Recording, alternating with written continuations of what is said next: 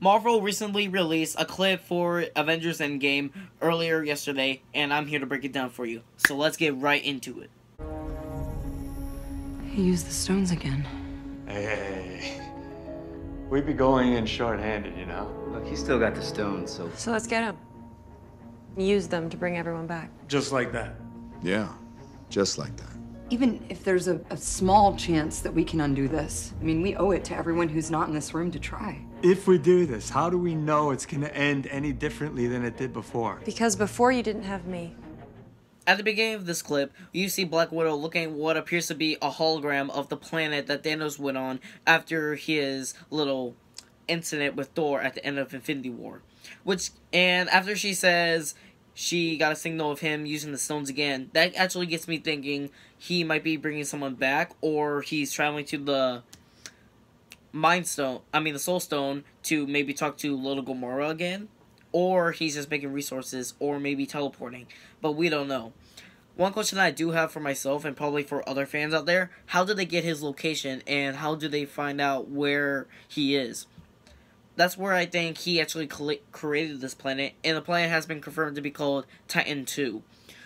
And this gives me an idea that Thanos used the gauntlet to make this planet.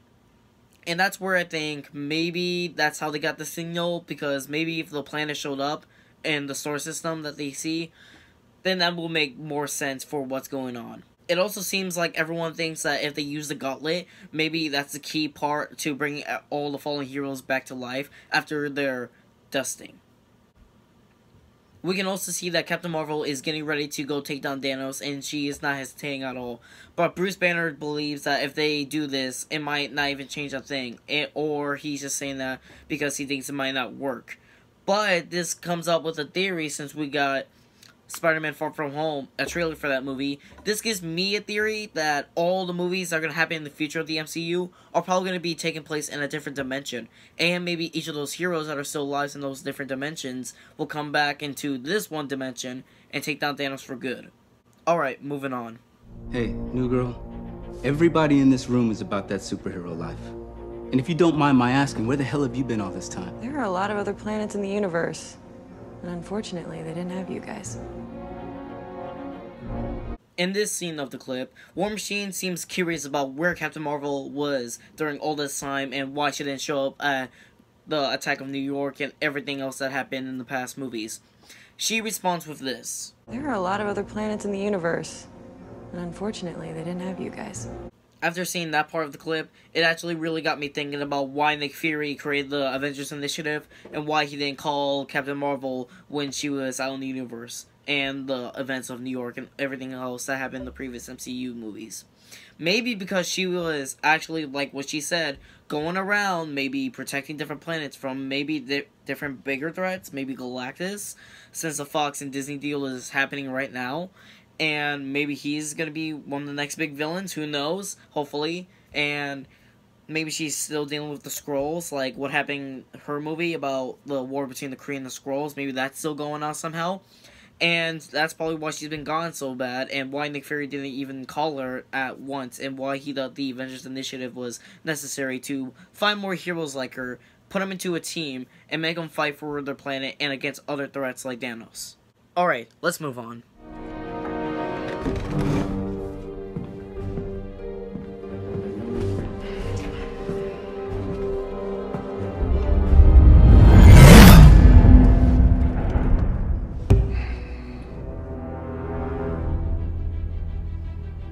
I like this one.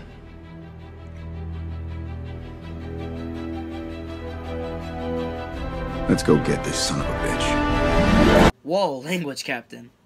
As Thor walks to Carol Danvers, he ends up summoning Stormbreaker to him, stands in front of Carol for a few seconds until he tells the team that he likes her, which might be a sign of him saying that she might be worthy and might be a good fighter, which from her movie, we could see that she really is a fighter and really, really powerful.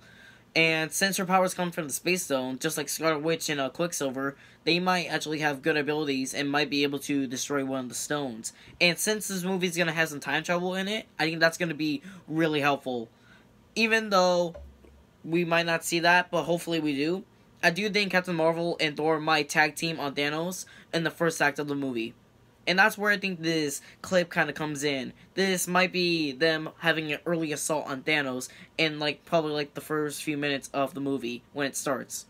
And in some of the trailers where it shows Captain Marvel, like, blanked out and all the Avengers walking outside, that might be where Iron Man and Nebula come in on the Guardian's ship onto Earth. Maybe they found a way to come back.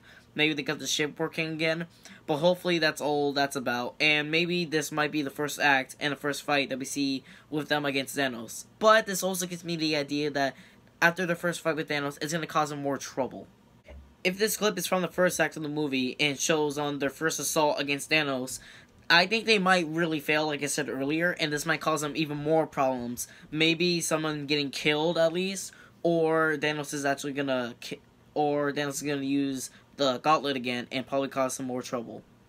But if that does happen, I do say that that would be really interesting. And if this was gonna be the first battle where they take down Thanos, that's just gonna be about probably 30 to 40 minutes of the movie's runtime, even though the movie's going to be 3 hours long. Yes, I said it, 3 hours long.